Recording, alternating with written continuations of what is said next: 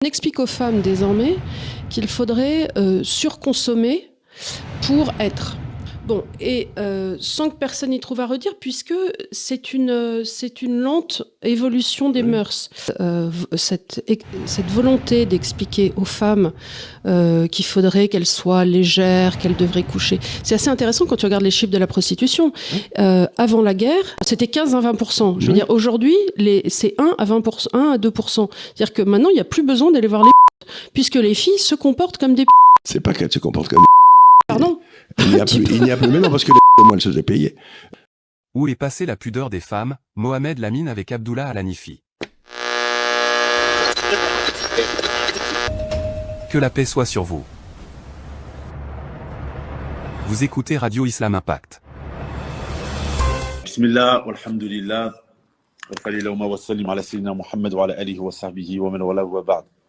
Donc mes frères et sœurs, petit live, pas très long, mais pour parler d'un sujet qui est très important, hein, toujours en lien avec les stories précédentes. Et donc le titre, comme vous l'avez vu, où est passée la pudeur.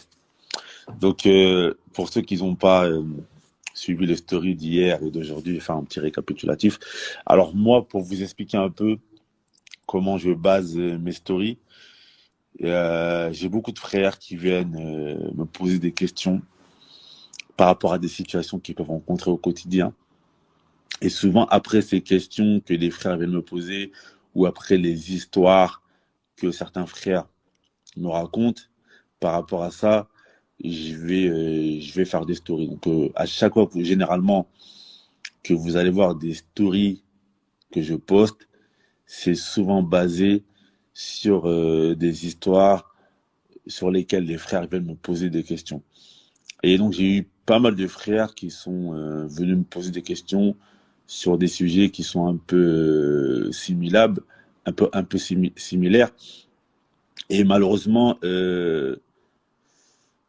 c'est malheureux de dire, mais il y avait souvent un manque de pudeur de la part des épouses de ces frères-là. C'était par exemple le frère, lui, il annonce à sa femme peut-être qu'il a une envie de prendre une autre épouse, et sa femme qui lui rétorque, ouais, mais imagine-moi, je ferais la même chose, des choses comme ça. Vraiment des phrases qu'une femme ne devrait pas tenir. Et donc, pendant que je faisais justement ces rappels-là, et j'essayais d'expliquer que les hommes ne sont pas comme les femmes, Allah Azza wa Jal, dans son livre saint, il nous dit walaysa dhakaru kal unsa. En grosso modo, le mâle n'est pas comme la femelle, l'homme n'est pas comme les femmes. Il y a certains propos qu'un homme va tenir, qu'une femme ne peut pas tenir, car lorsqu'une femme va tenir ce genre de propos, malheureusement, ça peut être assimilé à un manque de pudeur. Par exemple, le messager d'Allah sallallahu alayhi wa sallam, dans un hadith, il a dit حُبِّبَ إِلَيَّ مِن دُنْيَاكُمْ الطِّيبُ وَالنِّسَاءُ وَجُعِلَتْ قُرَّةُ عَيْنِي فِي الصَّلَاةِ. Il a dit, cette vie, j'ai aimé les femmes et le parfum, mais la prunelle de mes yeux se trouvait dans la prière. Ça veut dire qu'un homme qui dit qu'il aime les femmes, ça ne va pas avoir la même connotation qu'une femme qui dit qu'elle aime les hommes. Et hier, quand j'ai mis un post en disant cela, tu as des sœurs qui sont venues, qui ont dit oui, pourquoi ce serait un mal de dire que on aime les hommes, et t'en as des autres qui ont dit oui, mais c'est pas un chien pour qu'ils disent qu'il aime les femmes, etc. On a été obligé de rappeler ce que le prophète sallallahu alayhi wa sallam avait dit dans son hadith. Donc mon frère et sœur, j'aimerais ensemble que l'on puisse méditer sur le Coran. Dans plusieurs versets du Coran, quand Allah Azza wa Jalla il a parlé des hommes, par exemple dans un verset, Allah Azza wa Jalla dit وَالَّذِينَ لِفُرُوجِهِمْ حَافِظُونَ. Quant à ceux qui préservent leur chasteté. Ensuite, Allah Azza wa Jalla dit إِلَّا عَلَى أَزْوَاجِهِمْ, sauf avec leurs épouses. Allah Azza wa Jalla il a utilisé le mot azwajihim. C'est un mot qui est au pluriel. C'est le pluriel de zawj, qui veut dire les femmes, les épouses. D'accord? Et ensuite, il a dit aw ma malakat aymanuhum, ou les conquêtes qu'ils ont pu avoir. Donc, Allah Azza wa Jalla, là, ici, lorsqu'il a parlé des hommes, il a dit les femmes au pluriel. Ça, c'est dans plusieurs versets du Coran. Et Allah Azza wa Jalla également dans Surat Al-Imran, il dit quoi? Il dit, Allah Tabaraka wa Ta'ala, dans le début de la sourate, il dit Zuyyina linnas hubbu shahawat minan nisa'i wal banin. Il a dit, il a été enjolivé aux gens, et ici par les gens, c'est voulu les hommes, l'amour des passions. Donc les passions, c'est général, il peut y avoir plein de choses. Et il a dit, la première chose qu'il a sortie parmi les passions, il a dit les femmes. Minan nisa, la femme nisa, c'est le pluriel de mar'a. Donc là encore, on voit qu'Allah, donc, lorsqu'il a parlé de l'homme, il a parlé des femmes en général. Et puis vous connaissez tous le verset dans Surat An-Nisa, où Allah Azza wa Jalla, il nous dit Fankihu ma taba lakum minan nisa, et épousez celles que vous désirez parmi les femmes. Il a dit An-Nisa, Masna wa thulatha wa ruba', 2, 3 ou 4, etc. Donc, ceci fait que l'homme n'est pas comme la femme. Et lorsque l'homme il va tenir certains propos, ça ne va pas avoir la même consonance que lorsque la femme va tenir ce genre de propos. Et dans le Coran encore, quand Allah Azza wa Jalla il parle des femmes, il dit was-salihatun qanitatun hafizatun lil-ghaybi lima hafizallah. Il parle des femmes, il dit celles qui sont dévouées, etc., qui sont pieuses et chastes et qui préservent ce qu'elles doivent préserver, etc. Et après, il dit et celles dont vous craignez la désobéissance. Donc là, les femmes, quand il parle de la femme, on ne va pas parler de plusieurs hommes, on parle d'un seul homme. Et donc le prophète sallallahu alayhi wa sallam, il nous dit que li kulli dinin khuluq, toute religion, elle avait un comportement qui était prédominant. Et le comportement de notre religion, c'était quoi? C'était al-haya, la pudeur. Le comportement de notre religion, c'était quoi? C'était al-haya, la pudeur. Un jour, il y a une femme, Sulaym, excuse-moi Abdallah, je suis un peu loin, c'est réagir. Sulaym, qui est la mère de Anas ibn Malik, radiyallahu anhu, elle est venue voir le prophète sallallahu alayhi wa sallam. Elle lui a dit Inna Allah la yastahi min al-haq. Elle a dit Allah n'a pas honte de la vérité. Est-ce que lorsque la femme fait un rêve érotique, elle doit faire les grandes ablutions? Le prophète sallallahu alayhi wa sallam lui a dit oui. Parce que quand il faut, quand on doit, la pudeur ne doit pas faire que l'on s'empêche d'aller prendre la science, etc. Mais la femme, elle est venue et avant de poser sa question, elle a dit une phrase qui montrait que les femmes avant, elles avaient de la pudeur. Elle lui a dit Inna Allah la yastahi min al-haq. Parce qu'en fait, elle est venue poser une question pour parfaire son adoration. Et ensuite, lorsqu'elle a posé cette question au prophète sallallahu alayhi wa sallam, il y avait la femme du prophète sallallahu alayhi wa sallam, Salama. Salama, elle a caché son visage, tellement elle avait honte de la question qu'elle a posée au prophète sallallahu alayhi wa sallam. Et ensuite, Salama, elle a demandé au prophète sallallahu alayhi wa sallam, elle a dit, est-ce que les femmes font des rêves érotiques?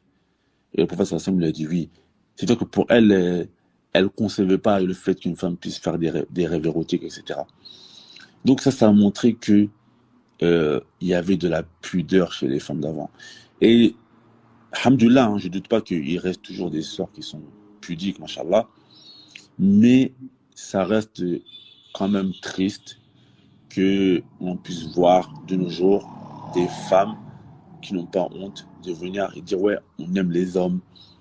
Ou une femme tout à l'heure qui est venue, hein, alhamdoulilah, la sœur, elle a fait son mea culpa, qu'Allah Azza wa Jalla l'accepte, et je salue cela. Mais c'est vraiment triste que nous sommes arrivés à un degré où tu as certaines sœurs qui disent on s'est imaginé polyandre. Je ne sais pas si vous vous rendez compte. On s'est imaginé, moi, une sœur polyandre. Ça veut dire que normalement, la fitra, la saine nature, t'empêche d'aller t'imaginer ce genre de choses. Ta saine nature, elle t'empêche. C'est comme si tu es un homme, tu dis, ouais, je me suis imaginé avoir les menstrues. A'udhu billahi minash shaitanir rajim. Parce que quand une femme, elle dit, je me suis imaginé polyandre, akramakumullah, mais qu'est-ce que ça veut dire? Je vais pas vous faire de dessin. Ça veut dire que elle s'est imaginée peut-être consommer avec plusieurs hommes aujourd'hui de même la même journée. Akramakumullah, mais c'est ce que c'est ça que ça veut dire. Et la pudeur, la saine nature, le digne, la spiritualité, notre religion. Un frère qui vient et qui me dit, oui, je me suis imaginé avoir des menstrues, je lui dis, Marie, Billah, va peut-être voir un psychologue, va traiter, va voir un psychologue, je sais pas, va un raqi, parce que ça montre qu'il y a un problème, il y a quelque chose qui a été altéré. Et donc, voilà, c'est en tout cas le constat. Moi, je trouve que c'est malheureux que ça puisse en arriver là. Le manque de pudeur, il est arrivé à ce degré. Donc voilà ce que j'avais à dire, Abdallah, je te laisse poursuivre. Wa salakum. Bismillah, salam ala rasulillah. Moi, par rapport à ce sujet, d'abord, après plusieurs méditations, et ça fait depuis longtemps, depuis pas mal de temps, moi j'ai compris qu'il y avait beaucoup de problèmes dans la communauté qui sont de l'ordre de la fitra.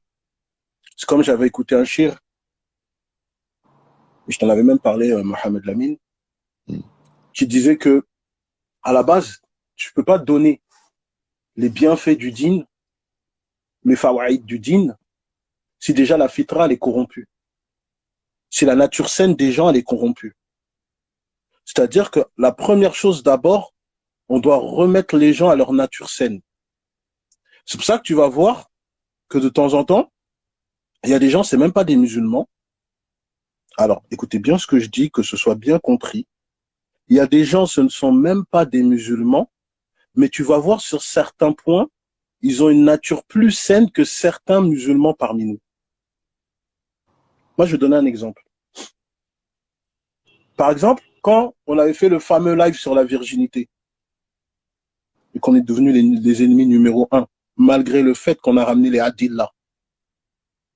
quand on avait cité les paroles, j'ai cité Surat An-Nisa, verset 15, j'ai cité des paroles de Ulama, et tu voyais que beaucoup de nos sœurs étaient les sourcils froncés.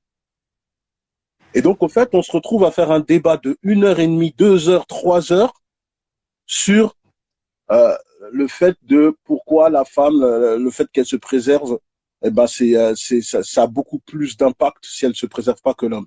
Et pendant ce temps que nous, on était en train de débattre sur ça, eh ben alors quand vous allez voir par exemple sur des chaînes chrétiennes religieuses, eh ben les femmes chrétiennes font des vidéos pour inciter les femmes à préserver leur chasteté. C'est-à-dire que quand tu vas écouter leurs cours, tu vas entendre, elles vont te dire préserve, c'est l'honneur d'un homme, c'est l'honneur de ta famille, c'est ceci, c'est cela. Pendant ce temps, nous, on débat sur ça. Et ça, pour moi, il n'y a pas plus grande humiliation que ça. Voilà, même les koufars, maintenant, ils ont plus de pudeur que nous. Voilà, moi, pour moi, c'est insupportable. Alors, je le répète, je ne dénigre pas mes sœurs qui ont fait taouba. Allah, il est témoin. Je ne dénigre pas les sœurs qui ont fait taouba.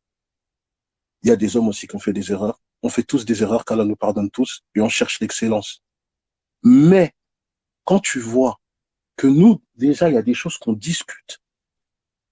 On passe de certaines choses à l'époque des salafs que maintenant, ça devient des sujets de débat. Voilà, on passe de la femme qui n'a jamais été mariée, tellement elle était pudique, son silence veut dire qu'elle est d'accord pour se marier, à maintenant, ouais, on a le droit d'aimer les hommes. On n'est pas marié, on a le droit de dire qu'on aime les hommes. Voilà, c'est pas la honte. C'est pas la honte. Voilà, quand t'entends Nous, on a déjà fait des lives. Moi, je l'ai dit plusieurs fois aux gens. Abdullah était toujours considéré comme un petit fou là qui exagère. Mais moi, j'ai toujours dit à Mohamed Lamine et à Abou Moad, j'ai dit ça, c'est le temps qui éduque et qui donne raison. J'avais dit quoi? J'avais dit, attention. Là, on est à une ère où, sous couverture de l'émancipation de la femme, on corrompt les mœurs de la femme. Et maintenant, les femmes vont se permettre de dire des choses qu'elles n'ont pas le droit de dire.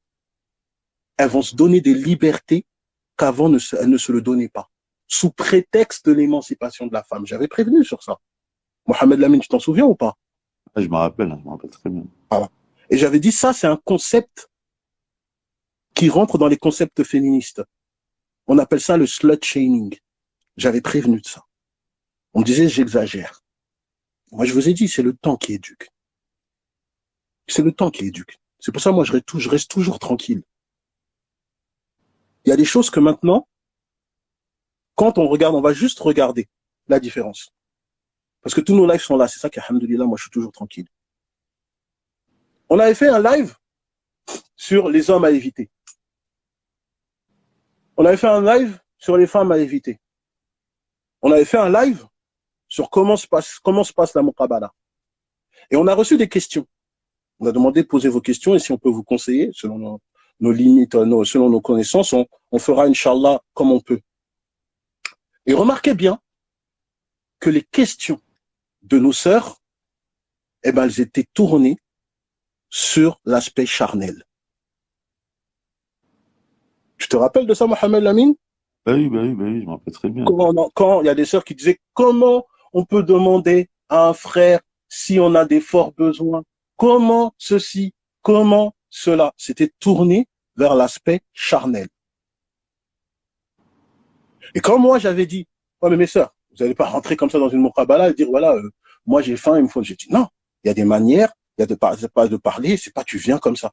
Quand j'avais dit ça, on m'avait rétorqué, ouais mais vous là, et quand vous parlez de la virginité, donc c'est venu encore faire leur délire bizarre. Bref, moi ce que je voulais dire, c'est que, regardez, on passe des femmes qui sont pudiques, qui sont gênées, à des femmes qui sont libérées. Et le problème, c'est qu'il faut que vous compreniez la psychologie de l'homme.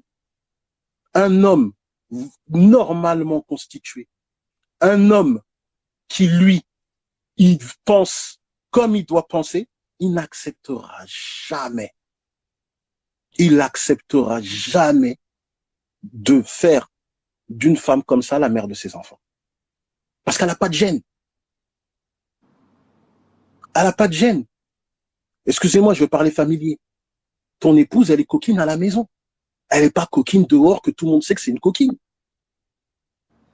Oh non. Parce qu'on parle d'intimité, pas de public. Et le problème maintenant, on ne voit plus la différence entre l'intimité et le public. Le public. Moi, je suis d'accord hein, que les femmes elles peuvent parler entre elles. Elles sont là, c'est bien qu'il y a des choses comme ça pour que ça ravivit la flamme entre les époux, que les femmes parlent entre elles, tout ça. Il y a toujours eu ça, même chez les salafs. Il y a toujours eu ça, la sexualité, elle a toujours été parlée dans l'islam, ça faut pas le croire, mais de manière à ce que, attention, on ne confonde pas tabou et pudeur. C'est pas la même chose. Le tabou et la pudeur, c'est pas la même chose. La pudeur, c'est le fait que toi, tu saches mettre une intimité dans ce qui doit être dit. On ne dit pas que tu ne dois pas parler de ça, mais il y a des manières de parler. Et le problème, on a un gros complexe face à l'Occident. Voilà, tu vois des sexologues voilés qui sont avec des hommes qui montent des vagins en plastique. Voilà, j'ai vu ça dans une émission, j'ai failli m'évanouir. Tu vois une vidéo, une femme voilée avec un clito sur le nez. J'ai failli m'évanouir. Ou malheureusement, les sœurs qui... C'est la prolifération des sœurs qui dansent sur les réseaux sociaux, ou des frères, malheureusement, et ça aussi c'est un problème, parce que tu as des hommes qui accompagnent leurs épouses dans ce genre de choses. Les frères qui font des comptes avec leurs épouses, leurs femmes dansent sur les réseaux sociaux, ça les dérange pas. Les maquillages sur les réseaux sociaux, Montre son Après, visage. après, comme je dis que chacun a son rythme, chacun a son parcours, il y a d'autres personnes, peut-être qu'ils n'ont pas encore un pied dans le jean, ils essaient d'avancer à leur parcours et nous, à leur rythme, et nous, on essaie de les soutenir pour elles avancent à leur rythme. Moi, j'ai pas de problème avec ça. On sera toujours un soutien pour les sœurs qui essayent d'avancer. Nous, on n'a aucun problème avec ça. Mais là, on a le problème, c'est qu'on n'arrive plus à distinguer le bien du mal. C'est-à-dire que maintenant, ce qui est pas normal va être considéré comme normal. Et quand toi, tu vas pointer que c'est pas normal, on va te froncer les sourcils. Et il est là le problème. Le problème, il se trouve là. Le problème, il se trouve là. On n'a plus la distinction entre du bien, du mal. Et il y a des choses que maintenant, quand j'entends, c'est que, je le répète, hein, et ça, je le dis sans gêne, c'est que maintenant, la femme peut se permettre de faire des choses que l'homme ne peut pas se permettre. Allez, je veux donner un exemple simple. Dans nos lives. Quand Abou Mouad, il a parlé du frère qui, ce serait compliqué pour lui de prendre une femme avec plusieurs enfants s'il en a jamais eu, parce que peut-être il aurait des envies la journée. Et quand il a dit ça, qu'est-ce qui s'est passé? On a vu dans le commentaire, mais vous croyez qu'il n'y a que ça? Mais c'est un porc. Voilà, ça parlait comme ça. Ça parlait comme ça. Mais pourtant, de l'autre côté, quand moi j'ai donné l'exemple d'une sœur qui avait demandé au savant, est-ce qu'on peut demander à la Moukabala la taille de l'anatomie de l'homme? Dans les commentaires, on a vu, ouais, mais il n'y a rien d'étonnant dedans. Mais si la femme a des besoins, regarde, on est arrivé où, subhanallah? Donc l'homme maintenant, il doit être plus pudique que la femme. C'est l'homme maintenant qui doit être pudique, à mort, et c'est la femme ça veut dire même peut-être à la Moukabala, excusez-moi, je parle de manière familière, mais peut-être à la nuit de noces, c'est la femme qui va dire tranquille, reste tranquille, on est mariés, on peut y aller. Mais non, c'est l'inverse. C'est l'inverse. Et c'est là le problème. Là, c'est même pas de l'ordre de ramener les hadiths là. Là, déjà, il faut qu'on revienne à la nature saine, parce qu'il y a des non-musulmans qui ne se permettent pas ça. C'est ça, en fait, la dinguerie. C'est qu'il y a des non-musulmans qui ne se permettent pas ça. Moi, c'est ça qui me rend fou. Ça me rend fou. Que je me dis, maintenant, nos sœurs, majorité de nos sœurs, excusez-moi, hein, beaucoup de nos sœurs, elles ont moins de pudeur et de mœurs que des koufars. Voilà, ça fait mal à la tête, ça. Ça fait mal à la tête. Moi, je comprends pas. Ça me fait mal à la tête. Il y a un shir qui disait quoi dernièrement, j'ai écouté ça. Il a dit, et ça, je vous l'avais dit aussi. Il a dit, lorsque la femme ne se réforme pas, et n'a pas la droiture, alors ça, elle corrompt toute la société. Parce que la femme, c'est la clé de la société. La femme, c'est la clé de la société. Parce que nos sœurs, très souvent, et je le répète, hein, nos sœurs, elles aiment bien dire, quand tu vas commencer à dire des choses qui vont pas chez les femmes, oui, vous n'avez pas des mères, vous n'avez pas des sœurs. Ça veut dire qu'on prend le titre honorifique de la femme, que c'est elle qui porte la vie. C'est elle qui garde 9 mois l'enfant dans son ventre. C'est elle qui éduque les enfants. Mais quand on donne ce titre honorifique, il y a les responsabilités qui vont derrière. Il ne faut pas s'étonner que comme on te donne ce titre honorifique, les fautes que tu vas faire seront beaucoup plus graves. Au même titre qu'un président, il a un titre honorifique, mais les fautes qu'il va faire vont impliquer tout son peuple. Et c'est ça que nos sœurs ne veulent pas entendre. Beaucoup de nos sœurs, elles ne veulent pas entendre ça. Elles veulent juste qu'on entende les choses honorifiques les concernant. Mais quand on va leur dire, ma sœur, faut faire attention à ça. Ma sœur, Aoudoubila. Ma sœur, ah non, vous attaquez, vous avez attaqué les femmes. Non, monsieur, on n'attaque pas les femmes. Nous, on pose ce qui va pas pour que les plus lucides d'entre vous fassent très attention à ne pas tomber dedans. Khalas. C'est pas autre chose. Celle qui n'a pas compris ça, c'est tant pis pour elle. C'est tant pis pour elle. Moi, j'y peux rien. Il y a des imams. Nous, on est là, on a un groupe WhatsApp où il y a des imams. Mohamed Lamine est là. Il y a un groupe où il y a des imams. Il y a un imam qui nous a dit comme ça. Les frères, les sœurs, faut laisser tomber, c'est game over. Mohamed Lamine, je mens? C'est pas, t'as pas vu ça. Ah ouais, je suis d'accord. Bah oui. Ça veut dire il faut que vous vous rendez compte que dans les coulisses de certains imams, ils entendent tellement des dingueries que pour eux, ils te disent, c'est game over. Mais nous, là, on monte toujours. Mais c'est nous, on nous tarde. Ah, ouais, c'est l'État, les femmes, vous avez problème avec les femmes. Pourtant, c'est nous encore, on a l'espoir que nos sœurs vont nous écouter, peut-être un de ces quatre. Nous, on a encore un espoir pour nos sœurs. Il y en a, ils ont jeté l'éponge. Ça y est, c'est fini, là, l'État, c'est game over. C'est game over. Je sais.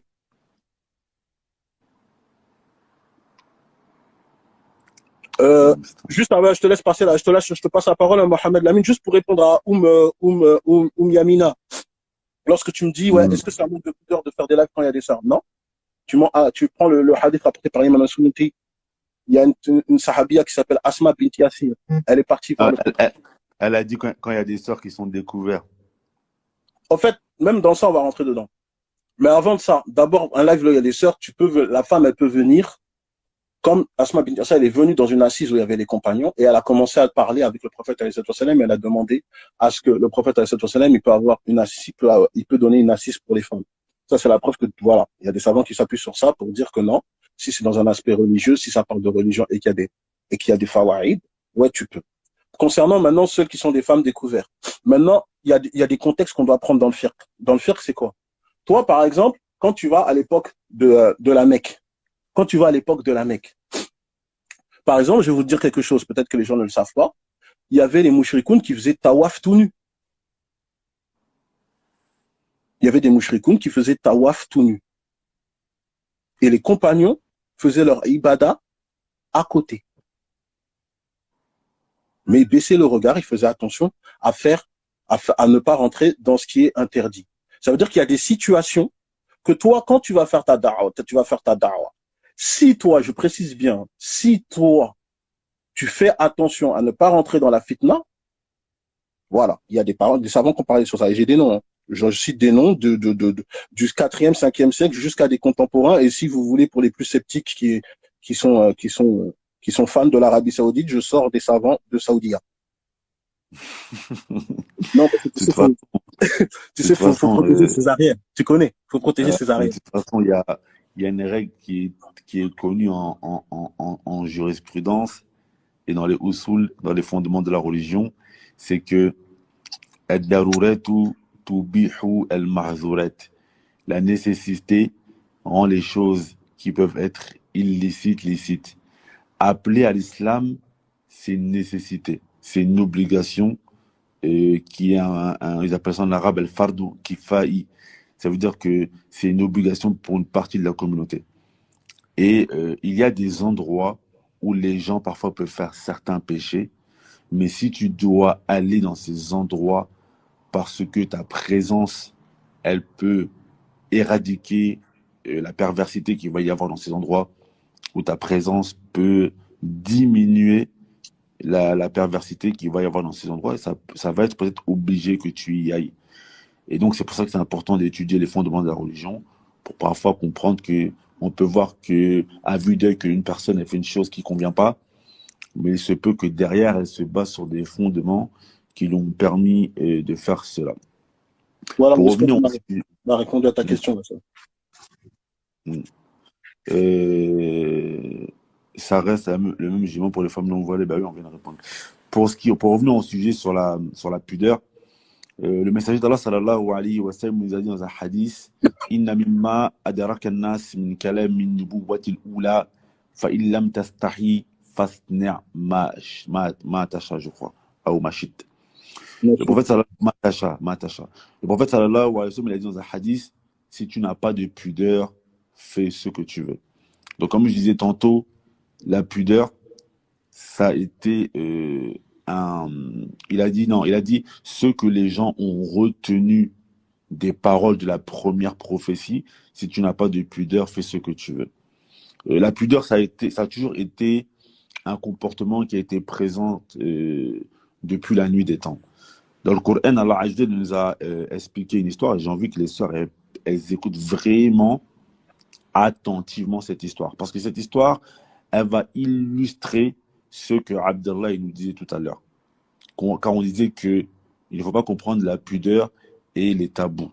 Ça veut dire que il y a certains sujets qu'une femme peut aborder, religieusement parlant, mais elle va le faire avec pudeur.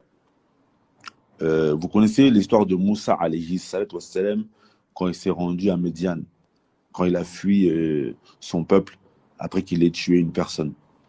Moussa alayhi salam, il tombe sur il y avait un puits. Il voit deux femmes. Les deux femmes, elles avaient envie de puiser de l'eau dans le puits.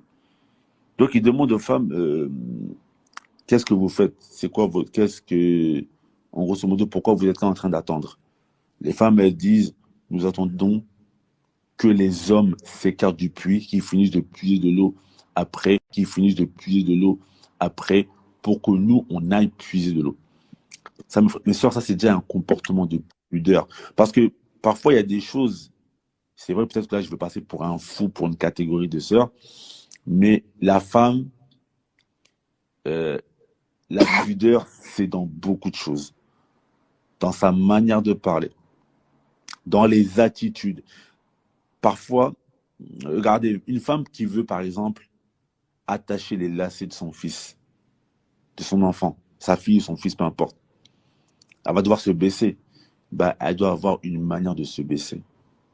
Parce qu'il y a des manières de se baisser qui vont être impudiques. Non, ça c'est parfait, parce que par rapport à l'exemple que tu as donné, tu prends, parce que ça c'est dans Surat Al-Qasas, tu prends le verset 25, et justement, Allah subhanahu wa ta'ala, il a parlé de la démarche de l'une des filles de Shu'aib. Exactement. Tamshi ala al-istihya, marcher avec pudeur. Voilà. Elle marchait avec pudeur. Et Omar ibn al-Khattab, il a commenté ce verset. Et il a salué la pudeur de cette fille de Shu'aib, alayhi salam. Et il a expliqué quand après Moussa, alayhi salam, il les a suivis, Moussa, alayhi salam, il marchait à reculons pour pas les voir pour pas voir le bas du dos de ces femmes-là, par respect. Et subhanallah, et quand elles indiquaient à Moussa la route de leur père, elles parlaient pas, elles jetaient des cailloux. Quand il devait aller à droite, elles jetaient un caillou à droite pour que Moussa aille à droite. Quand il devait aller à gauche, elles jetaient un caillou à gauche pour que Moussa il aille vers la gauche. Ça veut dire que si certaines femmes, si ces femmes-là, elles ne parlent pas pour montrer la route, alors que là, c'est une nécessité. Qu'en est-il? Vous imaginez aujourd'hui, il y avait des sœurs, elles viennent, nous, les frères, elles nous disent, oui, nous, on aime les hommes. Oui, nous, on pensait à la polyandrie. Vous imaginez, mes sœurs, le degré Imaginez, les gens d'avant, ils viennent aujourd'hui et ils entendent des propos que nous, on est obligés aujourd'hui de traiter et d'expliquer aux sœurs que ça ne fait pas partie du comportement de la femme de parler ainsi. Par rapport à ce que tu dis, moi, j'ai un exemple concret. Ça veut dire que moi, il y avait, par rapport à ce que je fais là, dans l'interreligieux, tout ça, il y avait une bon, c'est une sœur, maintenant, elle s'est convertie après, mais elle était chrétienne et elle me peut poser des questions comme ça sur l'islam. Et à un moment, elle me dit quoi? Elle me dit, pourquoi vous allez avoir plusieurs femmes au paradis et pas nous? Elle m'a dit ça. En fait, moi, je lui ai fait quoi? Je lui ai posé la question, je dis, pourquoi vous attendez 70 hommes au paradis? C'est votre désir? Et en fait, quand je lui ai dit ça, elle est devenue toute rouge. Je dis, mais il faut me le dire. Donc vous, votre désir, c'est que vous attendez 70 hommes qui vous attendent là-bas. Elle dit, oh non, mais non, mais non, mais non. En fait, elle dit, non, mais jamais. Là. J'ai dit, ah, ok, donc vous savez pourquoi maintenant, elle ne vous propose pas. Vous-même, vous en voulez pas. Ça vous gêne. Ça vous gêne. Vous savez que c'est honteux. Ça veut dire, moi, je lui ai juste dit, bah, dites-moi si votre désir le plus fou, c'est qu'il y a 70 hommes là qui vous attendent là-bas. 70 hommes prêts là qui vous attendent là-bas. Hein? C'est ça? Elle m'a fait non, non, non, non, parce qu'elle savait que c'était honteux. C'était honteux. Elle a dit non. Elle a dit non. Alors, elle dit non. Elle était même pas musulmane à ce moment-là. Après, alhamdoulilah, on a parlé avec elle et elle est devenue musulmane. Là, on parle de sœurs. Je me suis imaginé polyandre. Je me suis dit, attends, subhanallah, on est où là? Vous écoutez Radio Islam, impact. Et voilà, Moustapha, franchement, quand même, le guide. Et pour revenir justement à l'histoire de Moussa avec ses femmes, donc Moussa, alayhi salam, il est parti, il a aidé les femmes à puiser l'eau. Ça veut dire que la femme, comme je disais tantôt, dans son comportement, dans sa manière de marcher, elle doit marcher avec pudeur. Dans sa manière de regarder, elle doit regarder avec pudeur. Dans sa manière de bouger, elle doit bouger avec pudeur. Toutes ces choses-là, la femme, tout son corps, elle doit tout ça, elle doit le faire avec pudeur. Et donc, les femmes là, avec Moussa, dès qu'elles sont revenues chez leur père, elles ont dit quoi à leur père? Elles ont dit, Ya Abati, ô père, récompense-le. Car la meilleure des personnes que tu pourrais utiliser, ce serait El Kawiyul Amin, l'homme fort et digne de confiance. Parce que Moussa, avec cette épreuve, il a montré qu'il était fort et il était digne de confiance. Et les savants, ils expliquent que la fille, quand elle a dit à son père, récompense-le, son père, il a compris quoi? Il a compris que la fille, elle voudrait se marier avec lui. Mais elle n'a pas dit, marie-moi avec lui. Parce que même ça, c'est la pudeur. La pudeur. Même chez les gens de l'Afrique de l'Ouest, généralement, quand une femme elle est enceinte, généralement, elle ne va pas dire à son père, ouais, je suis enceinte, etc. Elle ne dit pas à ses parents, ouais, je suis enceinte.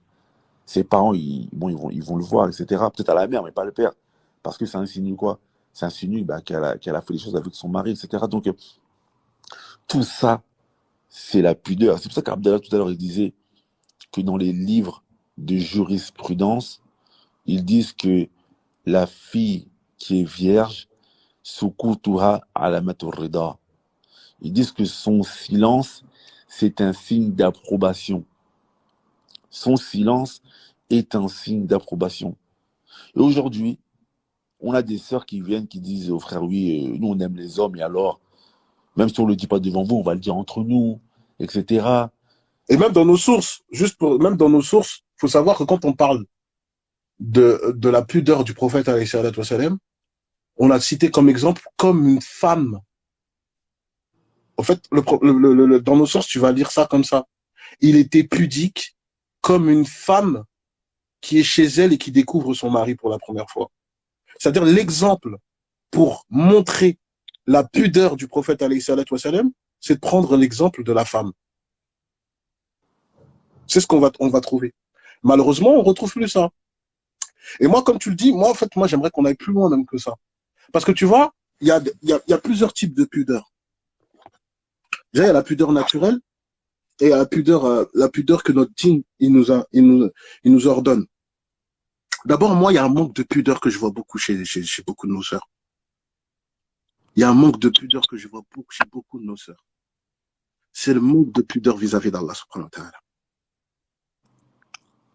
Quand on cite les versets, quand on cite les hadiths, de temps en temps, quand j'entends comment ça parle, ça me fait trembler. Voilà, je suis obligé de vous le dire.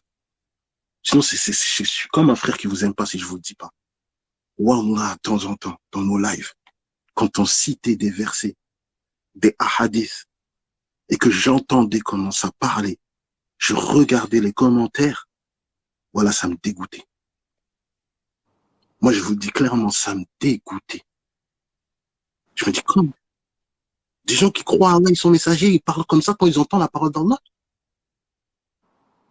Il n'y a pas de pudeur vis-à-vis d'Allah subhanahu wa ta'ala.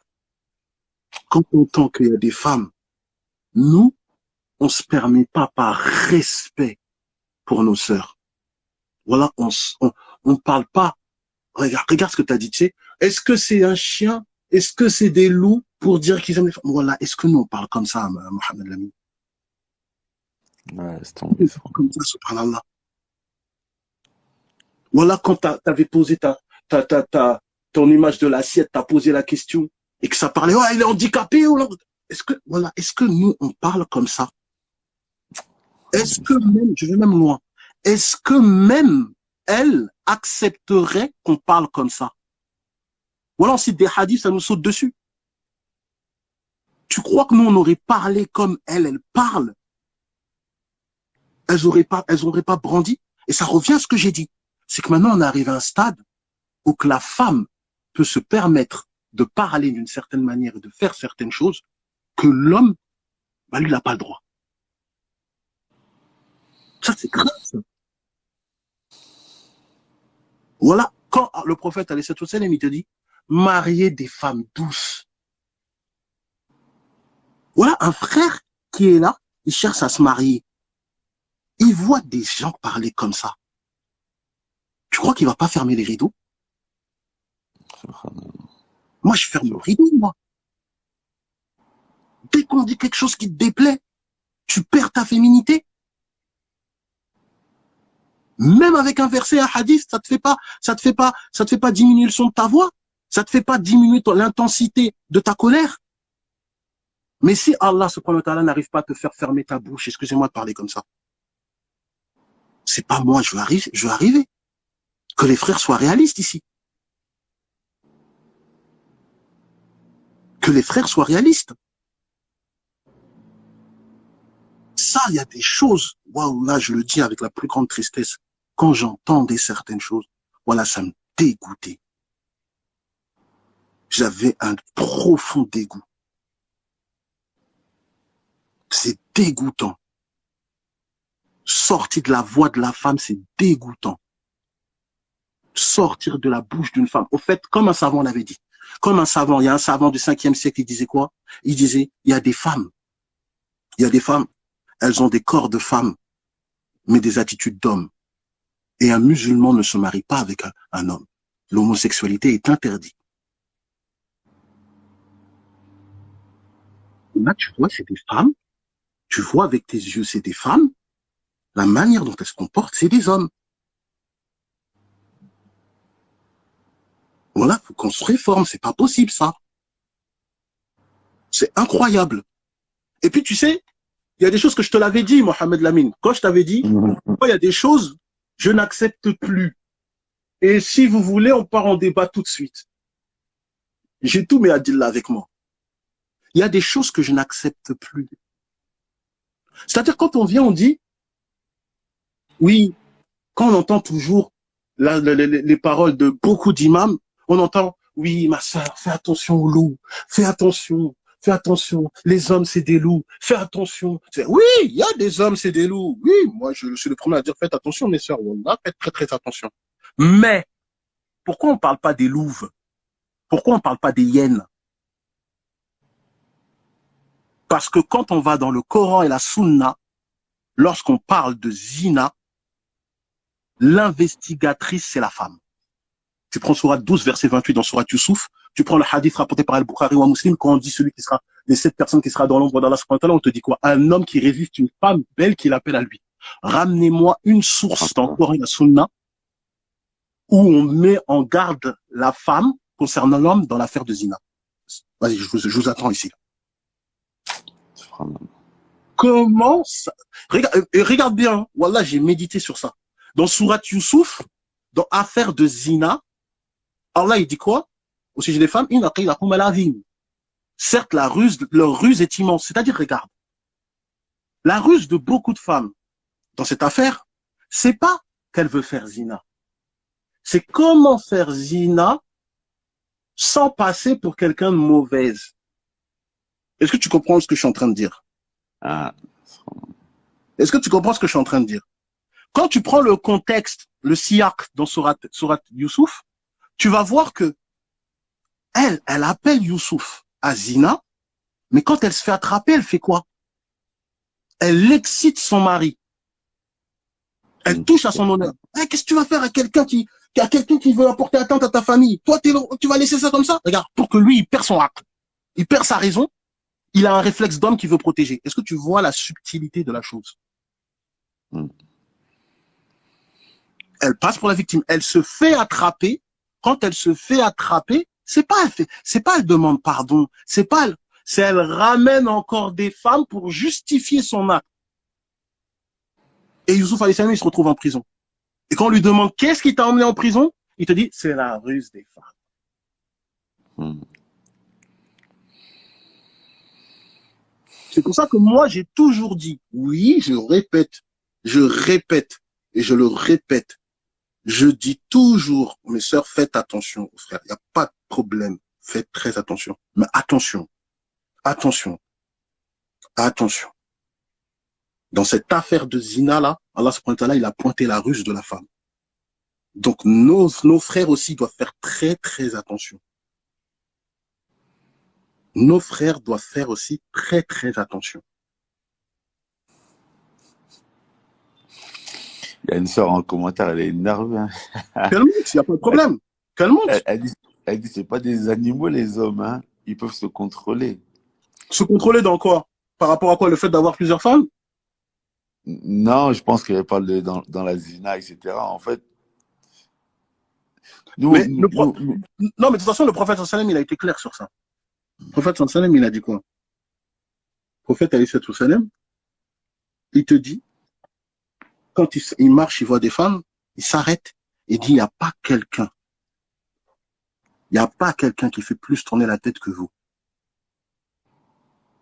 Et quand tu vas voir, par exemple, regarde, je vais donner encore un exemple, comme ça, on essaie d'être ennemis, et ça va être profitable pour mes sœurs, ça va être profitable pour tout le monde. Regarde quand tu compares Surat An-Nisa, tu prends la Surat 4, verset 34, et tu prends la Surat 4, verset 128. Regarde dans le contexte où Allah subhanahu wa ta'ala, il te parle de quand il y a une dispute entre le mari et son épouse. Je vais répondre à Maïga, Zina n'existe plus chez les hommes. C'est pas bah dans oui, la Sunna, c'est pas ça. Mais je vais te répondre à ça. Mais avant, juste le comparatif. Zina Regarde. n'existe plus, comme c'est faux ça. Oui, non, c'est que Zina chez les hommes, c'est plus Les visible. hommes, les hommes s'en vantent plus. Voilà, c'est que les hommes, c'est plus visible. La femme, elle cache plus. Et ça, c'est pas, ça, j'ai des paroles de savants pour ça. Bon, là, j'ai des paroles de savants ici. Vous avez qu'à monter, je sors la parole des savants. Je sors la parole des savants. C'est-à-dire que, on te dit que l'investigatrice, quand tu vas voir les exemples que le prophète alayhi sallam donne, ou Allah subhanahu wa ta'ala donne, l'investigatrice, c'est la femme, mais elle le fait de manière rusée. Quand, par exemple, on va te donner la recommandation du prophète alayhi sallam qui dit que quand l'homme, il est en voyage, quand il revient, tu connais cette parole, Mohamed Lamine, qui rentre pas Ouais. après l'Aïcha. Mhm. Tu vas voir qu'il y a des explications de savants, ils te disent quoi? Ils te disent parce que tu sais pas ce que tu peux trouver chez toi en parlant de zina. Mhm, mhm, mhm. Moi, j'étais étonné quand j'ai vu ça, il y a peut-être 4 ans, quand j'ai lu ça, j'étais étonné. Quand on prend le hadith du prophète sallallahu alayhi wa sallam, quand quelqu'un est venu voir le prophète alayhi salatu wa sallam, dit Ya Rasulullah, ma femme, elle m'a trompé. Tu connais ce hadith? Mhm, mhm. Même le prophète sallallahu alayhi wa sallam, il a dit, bah, on va faire doha, et après tu vois l'enfant comment il est sorti. Il y en a plein. Mais chaque fois que tu vas voir dans nos sources, l'investigatrice, c'est la femme. Donc moi, la question que je pose, puisque notre dîn, il est venu ramener tout pour être un guide. Pourquoi les exemples dans ça, c'est la femme? Ça, j'attends jusqu'à Yom El Qiyamah qu'on me répond à ça. Si c'est plus les hommes, pourquoi Allah subhanahu wa ta'ala, il met pas en garde les femmes sur ça? Sachant que notre dîn, il est complet. Qu'on vient me répondre ici. Après, pour les sœurs aussi, bien sûr, le prophète sallallahu alayhi wa sallam, il a dit dans un hadith, il a dit La tazalu ta'ifatun min ummati ala al-haqqi zahirin. Il a dit il y aura toujours une partie de ma communauté qui seront sur la vérité, et bien entendu, il y aura toujours une partie de ma communauté Oui, qui bien seront sûr. sur la vérité. Cela comprend que il y aura toujours des femmes bien. On n'est pas en train d'ici jeter l'eau pauvre sur les femmes et faire comprendre que toutes les femmes sont mauvaises, etc., etc. Nous ici, il faut savoir que comme dit le proverbe, qui aime bien châtie bien. Et comme il disait Omar ibn Khattab, radiallahu anhu, celui qui veut du bien, celui que j'aime, c'est celui qui me montre mes défauts. On va pas se mentir, aujourd'hui, dans la sphère religieuse islamique, il y a une féminisation de la da'wa. Ça veut dire que la plupart des imams, franchement, c'est malheureux, ils ne se comportent pas comme des grands frères. Parce qu'en fait, aujourd'hui, à cause de la féminisation de la société et de la prêche islamique, et par la même occasion, le discours a tendance à tendre vers ce que les femmes aiment. Il ne faut pas froisser les femmes. Parce que la plupart des imams, malheureusement, c'est triste de le dire, mais ils font du commerce avec leur auditoire, les gens qui les écoutent. Soit ils vendent des formations, soit ils ont besoin d'être validés par les gens qui les écoutent. Nous, c'est pas notre rôle. Moi, ma chaîne, elle n'est pas monétisée. Je gagne pas d'argent. Celui qui veut écouter, il écoute. Celui qui veut pas écouter, il écoute pas.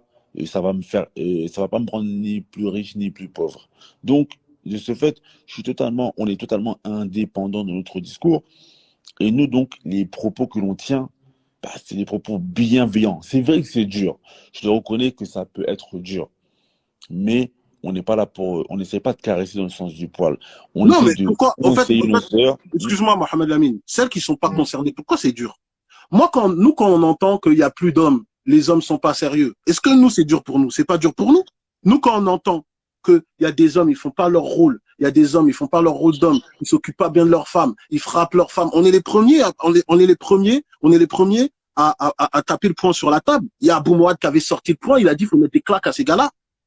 Nous, on n'a aucun problème parce on se sent pas concerné. On se sent pas concerné. On sait c'est quoi nos erreurs. On sait sur quoi on doit se corriger. Mais maintenant, nous, si on voit des choses qui vont pas chez les hommes, on sera le premier à le dire. On sera les premiers à le dire. Ça veut dire que Voilà, nous, on n'a pas de problème pour dire ce qui va pas chez les hommes. Mais maintenant, quand nous, on dit ce qui va pas chez les femmes, de manière générale, je n'inclus pas toutes les femmes. Oh, ça y est, maintenant, on n'a plus le droit de le faire. Mais le prophète, c'est ce qu'il a fait. Vous nous reprochez de faire la sunna. Le prophète, a plus parlé du genre féminin que du genre masculin, que vous le vouliez ou non. Et ça, c'est pas dans un but de pointer les femmes. C'est justement pour que vous soyez vigilantes et vous veillez à ne pas regarder à ne pas faire partie de cette catégorie. C'est pas autre chose. C'est juste ça. Le prophète sallallahu alayhi wa sallam dans un hadith, il a dit ma taraktu min ba'di fitnatan adarra ala rijali min an-nisa. Il a dit j'ai pas laissé après moi une tentation plus forte pour les hommes que les femmes. Et dans le Coran, Allah il a dit dans un verset, il a dit wa khuliqal insana da'ifa. L'homme il a été créé faible. Les pieux prédécesseurs, les exégètes du Coran, ils ont dit le sens voulu dans le verset. L'homme, il a été créé faible. C'est lorsqu'il voit une femme, il ne peut s'empêcher de la regarder. Ça veut dire que, naturellement, l'homme penche plus vers la femme que la femme penche vers l'homme. Donc, c'est tout à fait normal que... Oui, c'est pour ça qu'Allah a donné comme récompense des femmes, les prêches, ils sont beaucoup plus tournés vers les femmes. Et il y a plus de femmes sur Terre que d'hommes, et on va pas se mentir. Quand on regarde aujourd'hui sur les réseaux sociaux, ouvrez votre Instagram, ouvrez votre télé, ouvrez votre Snap, ouvrez votre TikTok. C'est qui qu'on voit danser sur les réseaux sociaux? C'est qui que l'on voit? C'est les formes de qui sont vendeurs. C'est pas les formes des hommes, c'est les formes de femmes. C'est l'impudeur de qui est vendeur. C'est pas l'impudeur de l'homme, c'est l'impudeur de la femme. C'est-à-dire que c'est normal que parfois, il y a des discours qui vont beaucoup plus être... Un homme qui se met nu et une femme qui se met nue, ça va pas vendre pareil. Une femme qui se met nue, elle va avoir beaucoup plus d'abonnés qu'un homme qui fait pareil. Parce que les gens, c'est pas l'homme qui va attirer. Malheureusement, c'est malheureux, mais c'est comme ça. Donc, il y a des prêches qui doivent être beaucoup plus tournés vers les femmes. Parce que les femmes, c'est les mamans de demain. C'est elles qui vont...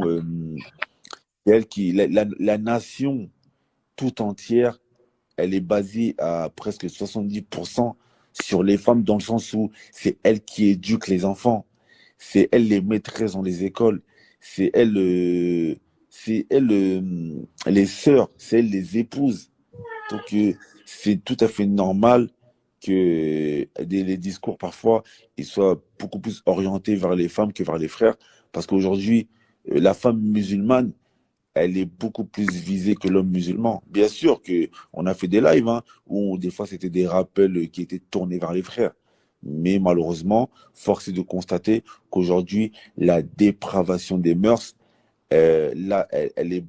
l'évolution de la dépravation des mœurs est beaucoup plus profonde chez les femmes que chez les hommes.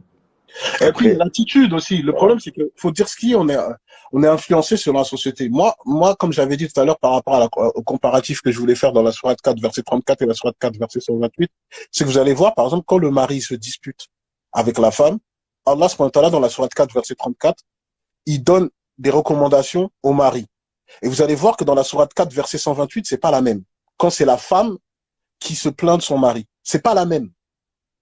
Ça veut dire qu'il faut arrêter de dire à chaque fois, oui et vous, oui et vous. Comme Allah subhanahu wa ta'ala, il te dit dans la sourate 4, verset 32, et ne convoitisez pas ce qu'Allah a donné à l'un plus qu'à l'autre, aux hommes leurs droits, aux femmes leurs droits. Dans la sourate 4, verset 34, quand Allah subhanahu wa ta'ala, il parle d'un homme qui craint la désobéissance de son épouse, Allah subhanahu wa ta'ala, il met des étapes. L'exhortation, tu l'as fait séparer du lit. Quand on parle de frapper, bien entendu, on parle pas de frapper voilà, c'est des coups non violents, c'est juste de montrer qu'on passe du physique à la parole. C'est un peu comme l'exemple dans la sourate 28, verset 30, quand Allah il parle des Byzantins, il dit donne-leur comme exemple, c'est le même terme, c'est arabe. Et Allah subhanahu wa ta'ala également, lorsque tu prends par exemple la sourate 38, verset 44 de mémoire, Allah subhanahu wa ta'ala, quand il parle du prophète Ayoub, le prophète Ayoub, il avait promis de frapper son épouse si elle revenait. Et Allah subhanahu wa ta'ala, qu'est-ce qu'il a dit? Il a dit, tu prends un faisceau de brindilles et tu frappes. C'est-à-dire, c'est la gestuelle du mécontentement. C'est pas dans le fait de taper. Mais vous allez voir qu'il y a plusieurs étapes. Alors que quand tu vas dans la sourate 4, verset 128, quand c'est la femme qui voit l'erreur de son mari, Allah subhanahu wa ta'ala, il invite à quoi? Allah subhanahu wa ta'ala, il invite à la réconciliation. C'est-à-dire que dans la sourate 4, au verset 128, Allah subhanahu wa ta'ala, il donne la mission à la femme. Il dit, c'est mieux que tu te réconcilies. Et après, il te parle de l'âme. L'âme est un site. L'âme, c'est dur pour le neuf. On sait que c'est dur pour le neuf. Mais Allah, il te confie cette mission à toi. Et il y a des ulama, quand il parle de ce verset, il explique pourquoi. Parce que la femme de sa fitra est plus douce et a plus d'influence sur les âmes. Ça, c'est la fitra de la femme. C'est la fitra, c'est la nature saine de la femme. Mais alors, pourquoi maintenant, moi, quand j'entends les disputes des couples, c'est un homme qu'on dit, faut que tu sois doux, faut que tu sois très... Elle parle mal, et c'est l'homme qui doit être doux. Moi, il n'y a pas de problème, hein. Je dis aux hommes d'être patients, de patienter, il n'y a pas de souci. Mais si on rentre dans la nature saine, de base, c'est la femme. Allah subhanahu wa ta'ala, il a donné cette mission à la femme. Ça veut dire toute femme qui a une nature saine, normalement, quand elle se dispute avec son mari, c'est elle qui veut éteindre le feu. mais C'est après, elle. surtout que dans un hadith, le prophète sallallahu alayhi wa sallam, il a dit quoi? Il a dit, la femme qui s'endort alors que son mari, il est courroucé contre elle. Mais, subhanallah, c'est les femmes du paradis, ils commencent à dire oui, il n'est qu'avec toi pour un temps, etc., etc.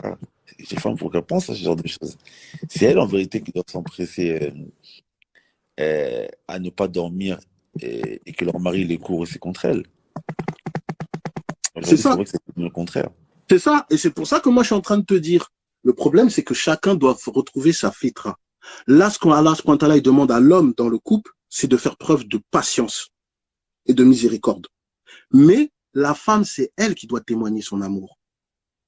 C'est elle qui doit agir selon sa fitra et manifester sa douceur pour éteindre le feu.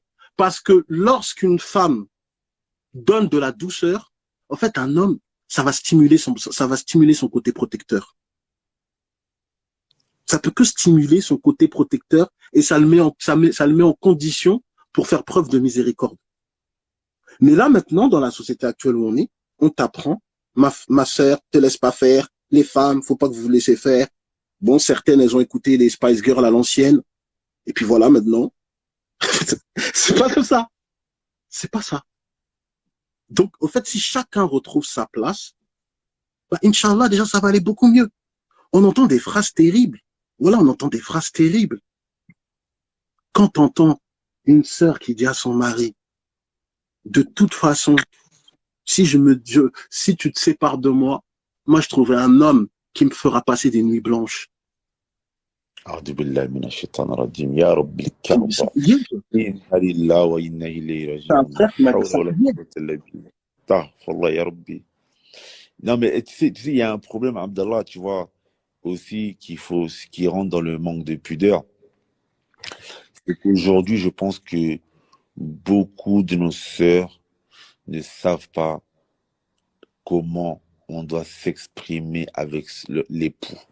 Ça, c'est un Attends, problème. excuse-moi, Kola Faut- Yaman, moi je t'ai pas dit que l'homme ne doit pas être doux. Enlève ton système d'opposition. Je suis en train de te dire que la spécificité que Allah il a donnée à la femme, c'est la douceur. Et la recommandation que le prophète alayhi sallam a demandé concernant les femmes, marier des femmes douces. C'est-à-dire que moi, à l'heure actuelle, je peux dire à mes frères ici présents, si votre prétendante, vous voyez des caractéristiques qui montrent qu'elle n'est pas douce, sous recommandation du prophète alayhi sallam, faites un moonwalk et ne la mariez pas. Ben oui, le professeur, il a dit Tazawwajul Wadoud. C'est ça.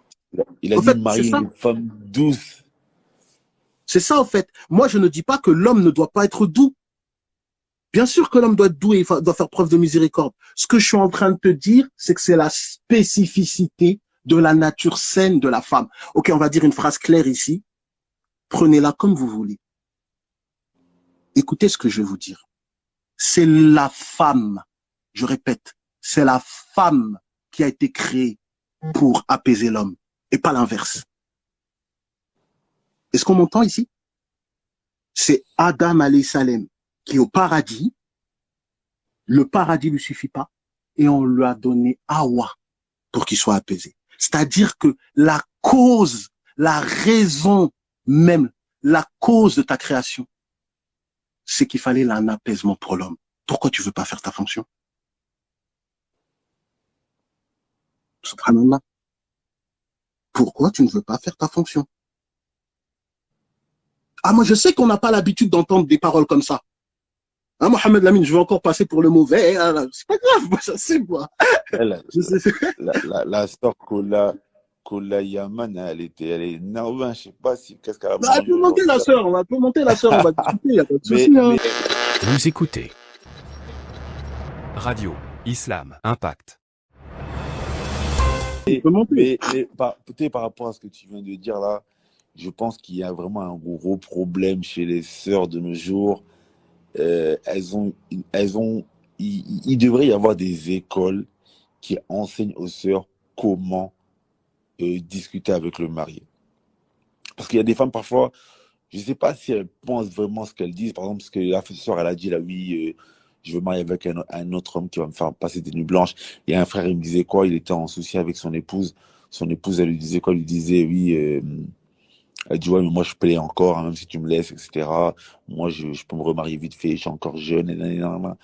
Tu Bah, vois? tu te rappelles ce que je t'avais dit quand une, elle a dit, tu ne me touches pas, je préfère que 10 inconnus me passent dessus. Je te l'avais dit, non, tu te rappelles plus? Ah, Billah, ya Rabbil Kaaba. Tu vois, c'est que, en fait, parfois, je sais pas, peut-être qu'elles ne le pensent pas. Peut-être qu'elles ont vraiment envie de rendre jaloux le mari, etc. Parce que les femmes, ça arrive qu'elles peuvent dire des choses qu'elles ne pensent pas.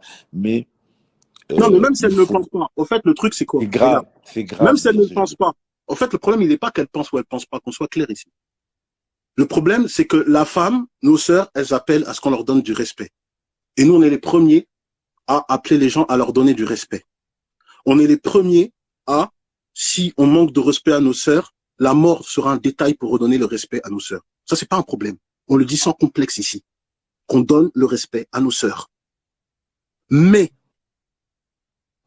si nous, on tient à ce que le respect de nos sœurs soit à son sommet, qu'elles viennent pas piétiner elles-mêmes leur respect. C'est-à-dire, toi-même, tu es en train de dire à ton mari que toi, préfères être une saleté. C'est n'importe quoi, en fait. Et le pire, c'est que tu vois, de temps en temps, on dit, faut pas blesser une femme. Oui, les femmes sont sensibles. Moi, je suis d'accord, hein. C'est pour ça qu'il y a le hadith du prophète sallallahu alayhi wa sallam qui te dit, même si ton épouse, par exemple, elle n'est pas dans ses plus beaux jours, bah, Allah subhanahu wa ta'ala, il te donne l'autorisation de, si elle te dit est-ce que je suis belle, tu as le droit de dire elle est belle, même si tu la trouves moche. Parce qu'on prend en compte la psychologie de la femme. Moi, je suis d'accord. Mais maintenant, il faut prendre en compte la psychologie de l'homme. Pourquoi on ne veut pas prendre en compte la psychologie de l'homme? toi, tu dis à ton mari que tu veux que ton mari, il ait dans sa tête et son esprit des hommes qui te passent dessus. Est-ce que tu penses que faire passer cette idée-là à ton mari fera qu'il te respectera plus? Est-ce que tu penses qu'en disant des phrases comme ça, ton mari, ça l'inspire le respect? Ouais, je pense que ça, c'est un vrai problème, c'est que on met pas en avant la psychologie masculine. En fait, aujourd'hui, il faut vraiment prendre en considération la psychologie féminine. Les femmes sont ainsi, mais prendre en considération la psychologie masculine. Il faut savoir que les hommes, même s'ils ne le montrent pas, les hommes sont beaucoup plus jaloux que les femmes. Les hommes, je répète, les hommes, même s'ils ne le montrent pas de la même manière, les hommes sont beaucoup plus jaloux que les femmes. Et c'est même pour ça que la femme, dans la manière dont la femme a été créée, Allah Azza wa Jalla, il a créé la femme avec des prédispositions à pouvoir accepter la polygamie. Mais un homme, à part un déyous, quelqu'un qui a sa fitra, sa saine nature qui est altérée, ne peut pas accepter que sa femme soit avec un autre homme. Non, mais de toute façon, dans la nature, ils sont beaucoup plus jaloux que les femmes. C'est-à-dire qu'une femme, certains propos qu'elle va tenir, c'est ça qu'on disait tantôt, il y a des propos qu'un homme peut tenir, qu'une femme, c'est la ligne rouge, elle ne doit jamais dépasser. Un homme va pouvoir peut-être rigoler avec son épouse, oui. En fait, mes sœurs là, parce qu'il y a des sœurs, jamais une femme ne va. Il y a des sœurs qui disent non, ça doit être très peu des sœurs comme ça. Au fait, il faut comprendre, mes sœurs. Le problème, c'est que c'est une maladie que chacun a son degré. Chacun a son degré. Nous, ici, là, dans nos lives ici, on a entendu des phrases terribles. Dans nos lives ici, on a entendu des phrases extrêmement terribles. On n'a pas besoin d'aller loin. Quand Mohamed Lamine pose juste une question, bon, si ton mari pose l'assiette dans l'évier, comment on va réiturer? On te dit, ouais, il est handicapé. Je veux lui dire, t'es handicapé ou quoi? Mais toi, tu vas parler comme ça à ton mari? Déjà, on va remettre la chose. Quand nos sœurs sont les premières à vouloir qu'un homme vienne demander la main, leur main, ils demandent la main au père. Va demander ma main à mon père. En fait, le symbole de donner ta main, tu demandes la main à ton père. Ça veut dire quoi, en fait? Ça veut dire quoi, en fait? Parce qu'on dit des termes là comme ça, il faut qu'on réfléchisse. Ça veut dire qu'au fait, la responsabilité que le papa il avait, maintenant, il passe un relais, il la donne au mari. Maintenant, la question qu'on va poser ici, est-ce que toi, tu peux parler comme ça à ton père? Ça, c'est la question que j'aimerais poser. Est-ce que toi, tu oserais parler comme ça à ton papa? Ça, c'est une question que je me pose. Est-ce que quand on entend des phrases de fou, là, comme j'ai cité tout à l'heure, est-ce que si ton mari te tient ta main, là, et il te dit, répète-moi ce que tu m'as dit devant ton papa, est-ce que ces femmes-là oseraient le faire? Et c'est pareil, tu vois, même quand il y en a qui disent, oui, il n'y a pas de mal à dire, j'aime les hommes. Mais vas-y, s'il n'y a pas de mal à dire ça, tu pourrais dire ça devant ton père. C'est ça que je te dis. Il y a des choses que c'est simple. Tu dis ça devant ton père. Devant ton fils. Tu pourrais dire devant ton fils, j'aime les hommes. Alors que, bon, un homme qui aime les femmes, bah oui, je pourrais dire devant ma mère. Et encore, le prophète Sam, il a dit la même chose. Maman, je vais dire. Tu dis t'aimes les femmes, mais tu veux faire ça dans les règles, tu maries, c'est tout. Il est où le problème? Qui va venir te voir? Donc, parfois, subhanallah, il y a des choses que vous ne pouvez même pas dire devant vos pères. Même devant certaines de vos amies, des femmes qui ont de la pudeur, c'est des choses que vous ne pourrez pas dire parce qu'on va vous dire, Ourti, subhanallah. Comment tu peux dire? Une soeur qui a de la pudeur, elle va dire, mais Ourti, subhanallah, t'es une femme, tu ne peux pas dire ce genre de choses. Allah musta'an. En fait, c'est ça. Et puis, la sagesse, comme tu me dis, là, Amandine, quand tu me parles de la sagesse et la pudeur, en fait, le problème, c'est que c'est quoi? En fait, la pudeur, elle est liée forcément avec la sagesse. Parce que la sagesse, c'est de savoir mettre chaque mot à sa place, chaque geste à sa place. C'est ça la hikmah. Tu mets chaque chose à sa place. Et la pudeur, c'est que tu veilles à ce que chaque chose soit à sa place. La pudeur, c'est ça. Tu veilles à ce que chaque chose soit à sa place et qu'il n'y ait pas un climat de gêne. C'est ça, en fait, la pudeur. C'est pour ça que quand tu vas voir Allah subhanahu wa ta'ala, quand il te parle des vêtements. Il te dit qu'Allah, il nous a donné des vêtements, mais il te dit quoi? Le meilleur vêtement, c'est le vêtement de la piété. Ça veut dire que sans la piété, la honte, elle tombe sur toi. La gêne tombe sur toi. Comme si tu marches tout nu devant la rue, devant tout le monde. T'as pas de piété. La honte, tu vois cette honte-là. Tu marches tout nu comme ça, là, aux Champs-Élysées, devant tout le monde. Bah alors, le vêtement de la piété, Allah subhanahu wa ta'ala, il t'explique ça comme ça. Il te donne cet exemple pour te montrer que la piété, sans la piété, la honte tombe sur toi. La honte, elle tombe sur toi. Et le problème, c'est que maintenant, même cette honte, elle est plus gênante pour beaucoup d'entre nous. Qu'Allah nous guide. Voilà, qu'Allah nous guide. Quand tu vas dans Surat Al-Ahzab, c'est à qui qu'Allah subhanahu wa ta'ala demande de ne pas avoir des voix complaisantes? C'est à qui? Subhanallah. Même la manière, même ta voix, Allah subhanahu wa ta'ala te donne des recommandations. Même ta voix, comment tu parles, comme a dit Mohamed Lamine, même la manière dont tu parles. Mais il faut dire la vérité. Mes sœurs, avec tout le respect que je vous dois, depuis qu'on a commencé ces lives-là, il y a des manières de parler qui étaient dégueulasses. Il faut dire la vérité. On a vu des manières de parler qui étaient dégueulasses. Non, à qui Allah a demandé de baisser les yeux, c'est à tout le monde. Hein. C'est aux croyants, hein, au pluriel. Hein. C'est pas qu'aux hommes, hein, ma soeur. C'est pas qu'aux hommes. Aux croyants. Mais regarde, tu sais, moi, subhanallah, déjà, il y a un hadith qui est très important, justement, sur l'importance de la pudeur. Aïcha, radiallahu anha, comme vous savez, la mère des croyants, lorsque le messager d'Allah, sallallahu alayhi wa sallam, il est décédé, il a été enterré dans sa demeure. Et quand le prophète, sallallahu alayhi wa sallam, il est enterré chez elle, c'est son époux, elle se dévoilait dans sa maison. Après ça, il y a eu Abu Bakr, radiallahu anhu, qui est décédé quelques temps après le prophète, sallallahu alayhi wa sallam.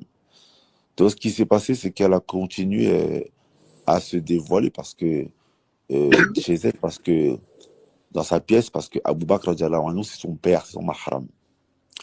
Quelques années plus tard, c'est Omar ibn Khattab, radiallahu anhu, qui est décédé. Et il lui a demandé la permission d'être enterré avec ses deux compagnons, Abu Bakr et le messager d'Allah, sallallahu alayhi wa sallam. Et Aïcha, radiallahu anha, qu'est-ce qu'elle dit? Elle dit, quand ils étaient enterrés, mon père et mon époux, le messager d'Allah, sallallahu alayhi wa sallam, elle dit, je me dévoilais. Mais quand Omar ibn Khattab, radiallahu anhu, il a été enterré chez moi, elle a dit, je mettais mon gilbeb. Imaginez-vous le degré de pudeur. Elle est chez elle parce qu'il y a un homme étranger à elle qui est enterré. Elle met son gilbeb. Et ça, mes frères et sœurs, c'est les hauts degrés de pudeur. Après, frère, tu sais, moi, après, frère, tu sais, moi, j'assume de prendre le rôle du méchant loup, hein, ce soir, tu me connais. Au fait, le problème, c'est quoi? C'est que beaucoup de nos sœurs, elles sont voilées, il n'y a pas de souci sur ça. En fait, le truc qui est encore plus fou, et voilà, je m'excuse. Voilà, je m'excuse et je vous demande pardon de ce que je vais dire. Voilà, ça me fait mal. De temps en temps, tu vois nos sœurs, elles sont voilées, mais comment elles parlent, comment elles se comportent. Tu vois d'autres peut-être sœurs qui essayent d'avancer dans le dîner, elles n'ont pas encore franchi le cap du voile, et ben tu vois plus de comportements pudiques que les femmes voilées. Comment t'expliques ça en fait? Comment t'expliques ça? C'est pour ça que moi je reviens encore à ce que j'ai dit au tout début de l'intervention. J'ai dit que le dîn, les recommandations du dîn, les obligations du dîn, t'en tires profit et tu en goûtes la saveur à partir du moment que tu es d'abord revenu à ta fitra, ta nature saine. Il y a des gens, ils sont même pas revenus à leur nature saine, ils ont pris du dîn, et c'est ce qui se passe. On voit des voilés, on voit des frères avec la barbe qui disent des dingueries, qui parlent mal, qui font des trucs, tu te dis, mais c'est quoi ce délire? Il y a des sœurs, voilà, il y a des sœurs. Elles ont, tu te rappelles plus, frère? Il y a des sœurs, elles nous envoient une story. Tu te rappelles plus, il y avait une sœur, elle avait dit, mes frères, moi, j'ai pas encore le voile, mais j'ai un grand respect pour le dîn, mais je suis choqué des propos des sœurs. Je ne savais pas que chez les sœurs voilées, on parlait comme ça. Tu te rappelles plus? Ici, on rappelle. Ici, on rappelle ce qui s'est passé chez nous. On a tout ici avec nous. On a tout ici avec nous, ici. Disait un frère, il disait, quand la religiosité, elle s'estompe, il ne reste que ton éducation. C'est pour ça que l'éducation, elle est trop importante. Parce que il y a des gens, parfois, ils n'ont pas forcément la religion, mais ils ont eu une bonne éducation. Et ça veut dire que même sans religion, l'éducation, elle fait qu'ils ont des limites. Et c'est ça qui va les faire rentrer dans l'éducation. Et c'est ça qui va les faire rentrer dans le dîn. C'est ça. En fait, c'est le fait qu'ils soient dans la, parce que l'islam est en accord avec la nature saine. La personne qui a une nature saine, quand tu lui présentes l'islam tel qu'il le faut, elle va l'accepter. Elle va l'accepter. C'est pour ça qu'il y a un compagnon, tu prends Bukhari ou Muslim, il y a un compagnon, par exemple, il s'était converti à l'islam, et il va voir le prophète, alayhi salatu wa salam, et il lui dit, Ya Rasulallah, avant que je sois musulman, j'avais égorgé 100 bêtes pour les donner en sadaqa aux pauvres, et j'avais libéré 100 esclaves. Est-ce que j'en aurai la récompense dans l'au-delà? Et après, le prophète alayhi salam, il a répondu, c'est à cause de ces actions qu'Allah t'a ramené vers l'islam. C'est-à-dire que la personne qui est accrochée à sa nature saine, celui-là, Inch'Allah, tu lui présentes l'islam, il va rentrer comme l'eau. Maintenant, il y a des personnes, et c'est là le danger actuel, et c'est pour ça qu'on pointe nos sœurs. On demande à nos sœurs d'être vigilantes. On ne dit pas que toutes les sœurs sont comme ça. On dit qu'il y a un grand danger qui se passe au sein de la communauté musulmane. On demande juste à nos sœurs d'être vigilantes, d'ouvrir bien les yeux et de ne pas tomber dans ce piège. C'est-à-dire que maintenant, on est en train de corrompre ta perception musulmane. La perception et ta place en islam, on te la corrompt.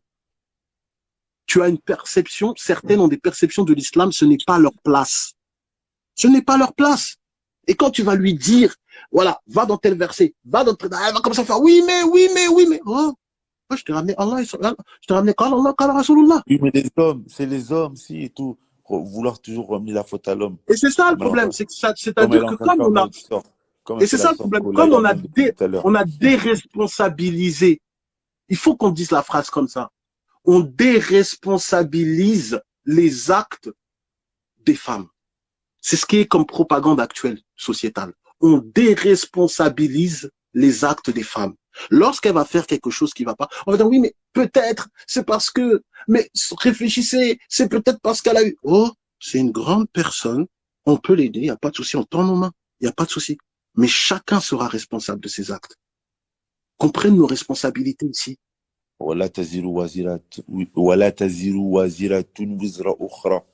Personne ne portera le fardeau de l'autre. C'est ça qu'on demande. On demande à nos sœurs d'être extrêmement vigilantes. C'est ça le problème. On n'est pas là pour pointer du doigt. Wallah. En fait, il faut que vous vous rendez compte de quelque chose. Nous, on est les frères qui espèrent. On est les frères on a encore un espoir. On se dit non, nos sœurs vont entendre, nos sœurs vont se réformer. Mais il y en a d'autres, ils ont fermé les rideaux. Il y en a d'autres, ils ont fermé les rideaux. Ils ont fermé les rideaux. Ils ont dit, vas-y, elles veulent l'égarement, vas-y, laisse-les. Et après, ils vont te balancer les hadiths. De toute façon, le professeur Sami l'avait dit. Et vas-y. Nous, c'est pas ça. Nous, on espère qu'il y a des sœurs qui entendent et qui se disent, bon, les frères, ils ont sonné l'alarme, faut qu'on soit vigilante. On veut que nos sœurs aient ce courage, c'est-à-dire ce courage animé par leur foi de se dire, bon, nous, on veut être des femmes pieuses, nous, on veut faire partie des femmes vertueuses, on écoute, on regarde là où il y a les pièges et on essaye de pas tomber dedans. Mais qu'on s'entraide pas dans le mal. Faut arrêter ces délires de solidarité féminine ou je sais pas quoi. T'entends des sœurs voilées qui parlent de solidarité féminine. Quelle solidarité féminine? Moi, j'ai pas de solidarité. Moi, j'ai pas de solidarité masculine, moi. Moi, je m'en fous royalement de la solidarité masculine, moi. Je veux pas être solidaire avec un frère si ça va le ramener en enfer. Ça m'intéresse pas, moi. Ça n'existe pas, ces bêtises. Que chacun retrouve ses priorités.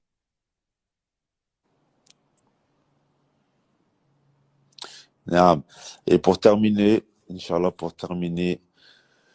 moi j'aimerais raconter une petite histoire que j'ai eue, franchement, quand j'étais au Yémen, subhanallah. Yémen, franchement, c'est un pays, le Yémen. Franchement, je pense que ça aurait été vraiment un bon stage pour toutes les sœurs. Parce que la plupart des sœurs, qui généralement elles sont passées par le Yémen, ça les a vraiment aidés. Ça a été vraiment une purification, même pour nous les hommes, parce que c'est vrai que un des points sur lesquels je veux rejoindre la sœur qui est virulente depuis tout à l'heure en commentaire, c'est que même les hommes aussi, ils doivent être pudiques.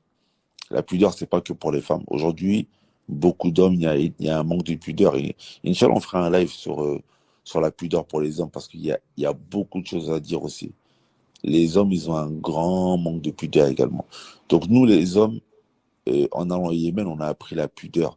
Parce que l'islam, comme j'ai dit tantôt, c'est une religion des gens pudiques. Et les femmes aussi qui sont allées au Yémen, on l'a vu, tu apprends énormément la pudeur parce que c'est un pays où les femmes, elles sont très couvertes, etc. Tu vois. Un jour, j'étais dans une rue, subhanallah, j'étais dans une rue au Yémen et tout, et je marchais. La rue, elle était super grande.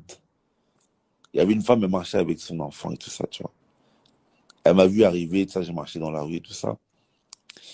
Et la femme, elle est partie, elle s'est écartée de la rue, elle s'est presque frôlée à un mur pour pas passer à côté de moi. Et ça, c'est vraiment une image qui m'avait marqué. Au Yémen, c'est pendant 2 ans que j'ai fait là-bas, j'ai jamais vu le visage d'une seule femme. 2 ans, hein. J'ai pas vu le visage d'une seule femme. Pendant 2 ans. C'est un pays où les femmes, elles avaient franchement une grande pudeur. Tu montes dans les transports, aucune femme qui va s'asseoir à côté de toi. Ça se faisait pas, c'est terrible. Tu montes dans les transports, les femmes, elles s'assoient pas à côté de toi. Tu marches dans la rue, tu n'entends presque pas les femmes parler. Tu n'entends presque pas les femmes parler. Là-bas, les enseignants qui nous enseignaient, ils nous disaient que parmi les choses qui sont aïb en arabe, qui veut dire étrange, la femme, elle prononce pas le nom d'un des amis de son époux, par exemple. Genre, elle va pas dire, ouais, le frère Abdallah, elle va dire, ouais, le frère Abou Foulen, elle va l'appeler par sa kunya. Sa kunya, genre, si il a un enfant qui s'appelle Mohamed, ouais, le frère Abou Mohamed, etc. Tout ça, c'est des choses que l'on apprenait au Yémen, et des choses, la pudeur. Mais tu sais que dans les pays mouchrikoun, là, par exemple en Inde, moi quand j'étais en Inde, moi j'étais choqué, hein. Les femmes là-bas, elles sont pudiques de fou. J'étais choqué, quoi. Même tout à l'heure, tu vois, je suis parti à un cours. Et dans le cours, il y avait des sœurs indonésiennes. Mes frères, la pudeur. Non, les Indonésiennes, ça, toi, tu vas au podium, toi. Tu vas au podium, frère. Bon, déjà, les Indonésiennes, comme les Indonésiens, ils sont tip-top. Même quand tu regardes America, tu vois. Les Indonésiens sont trop pudiques. Mais pourtant, les sœurs, tu vois, elles sont pas voilées, elles sont pas niqab, etc. Mais, la pudeur qu'elles ont, elles rentrent dans la mosquée, elles frôlent le mur, elles vont s'asseoir derrière, tu les entends pas, elles sont là.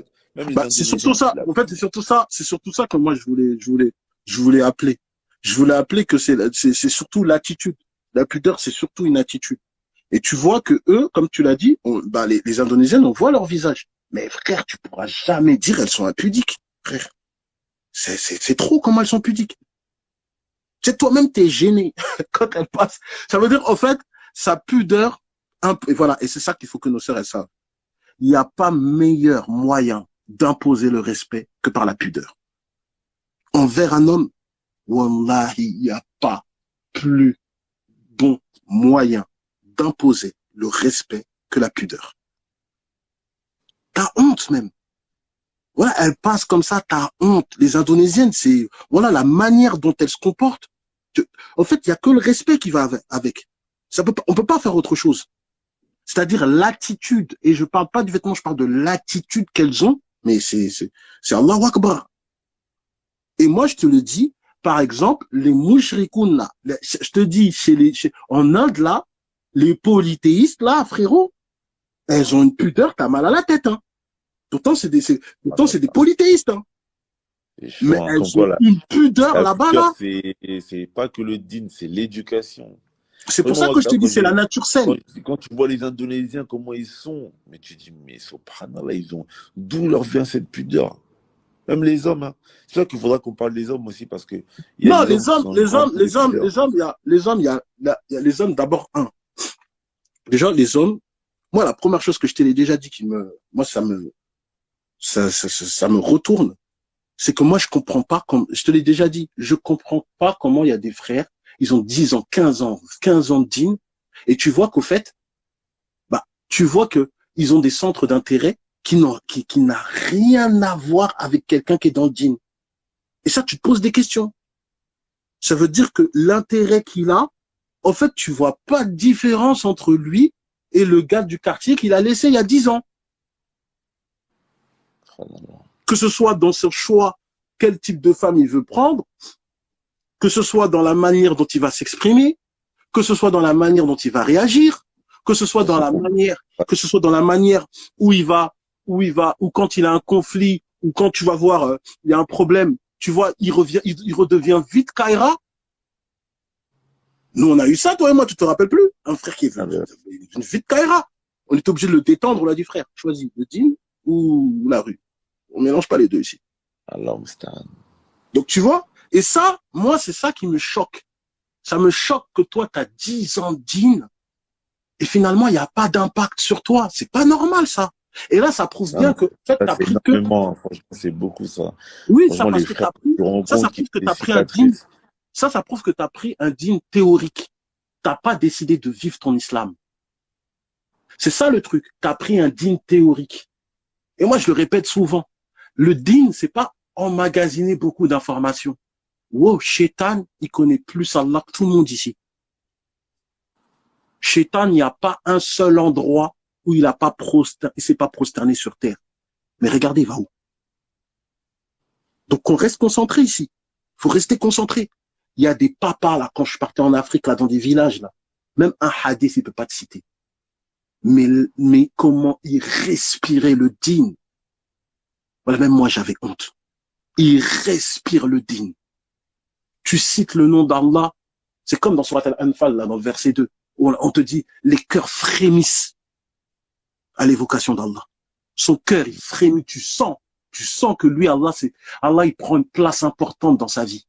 Mais il y a des frères, ça fait des 10 ans, frère, des 15 ans. Voilà, tu vas lui citer quelque chose, dire, ah ouais, je connais ça, ouais, je connais. En fait, tu sens pas, frère. Ouais, je comprends pas. Moi, je comprends pas. Je me dis, comment ça se fait, nos cœurs, ils sont durs comme ça? Moi, je comprends pas. Quand on dit que, en fait, le verset d'Allah, il descend, en fait, les montagnes, s'effondrent. Mais notre cœur, il est dur comme ça, subhanallah. Bon, c'est quand qu'on va se réveiller? Subhanallah, tu sais quoi, Allah Azzawajal, dans son livre saint, il dit,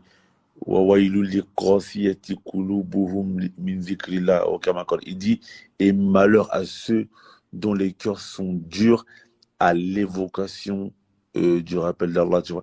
Et les pieux prédécesseurs disaient, l'homme ou la femme en général, l'homme en général, il n'a pas été châtié d'un châtiment plus dévastateur et plus grand que le fait que son cœur il s'endurcisse à l'évocation du rappel d'Allah. Et malheureusement, tu en as beaucoup qui sont frappés par ça, tu vois. Les cœurs durs. Et aujourd'hui, subhanallah, tu vois, quand tu regardes des histoires des plus prédécesseurs, Abu Bakr radiallahu anhu, parfois certains sahaba, dès qu'ils savaient que c'était Abu Bakr radiallahu anhu qui allait réciter la prière, ils disaient, ah, subhanallah, il pleure beaucoup. Abu Bakr, c'était quelqu'un qui pleurait beaucoup. Aujourd'hui, tu vois, toutes ces choses-là, là, c'est un rappel général pour nous tous. Il faut que vraiment, tu vois, qu'on essaie de se poser des questions sur l'état de nos cœurs. Parce que combien on pleure à l'évocation du rappel d'Allah. Voilà, de temps en temps, frère, tu sais, de temps en temps, il y a un verset qui défile dans ma tête quand je vois comment on se comporte. Tu sais, c'est dans Surat Luqman. Quand tu vois verset 7, Allah subhanahu wa ta'ala, il te dit dans le sens du verset, lorsqu'on récite nos versets à l'un d'eux, il se détourne plein d'orgueil, fait semblant de ne rien entendre, comme s'il était dur d'oreille. Voilà ce verset. Après, là, il finit quoi dans ce verset? À celui-là, pour toute bonne nouvelle, annonce un châtiment douloureux. Tu t'imagines? Dans ce temps, tu viens, tu cites des versets coraniques, ça fait rien aux gens. Voilà, de temps en temps, on a fait des lives, on a cité peut-être des quarantaines de versets coraniques comme ça. Et les gens, ils étaient tête dure comme jamais. Voilà, il y avait que ce verset qui défilait dans ma tête, j'en dormais même pas la nuit. Je me disais, on est arrivé à ce stade-là, subhanallah. J'en ai peur, je me demande même si c'est bon, il y aura le châtiment divin qui va tomber sur nous là. Voilà, c'est dinguerie. Il y a un tabiri, on va terminer sur ça, Inch'Allah, pour pas que ce soit trop long. Il y a un tabiri, subhanallah, lui, il s'appelle, je crois, il s'appelait comment? Il s'appelait Rabi' ibn Hussein. Je crois que c'était ça son nom, un tabiri. Lui, il passait toute la nuit, il avait creusé un trou dans sa maison, une genre de tombe, et il passait toute la nuit dedans. Il passait toute la nuit dans sa tombe, et dans sa tombe, il récitait le verset où Allah Azza wa Jalla dans son livre saint, il dit Rabbi irji'un la'alli a'malu salihan fima tarakt. Il restait le verset où il disait, Allah Azza wa Jalla, il dit, ô Seigneur, fais-moi revenir, il se peut que je ferai le bien sur les choses que j'ai délaissées. Rabbi irji'un la'alli a'malu salihan fima tarakt. Toute la nuit, il récitait ce verset. Il dormait dans la tombe qu'il avait creusée dans sa maison. Toute la nuit, il récitait le même verset. Et le matin, quand il se levait, il disait Ya Rabbi, laqad raja'ta fa'mal. Oh Rabbi, tu es certes revenu, alors maintenant œuvre. En gros, c'est comme s'il était revenu de la mort. Et il œuvrait. Assalamu alaikum wa rahmatullahi wa barakatuh. Vous écoutez Radio Islam Impact.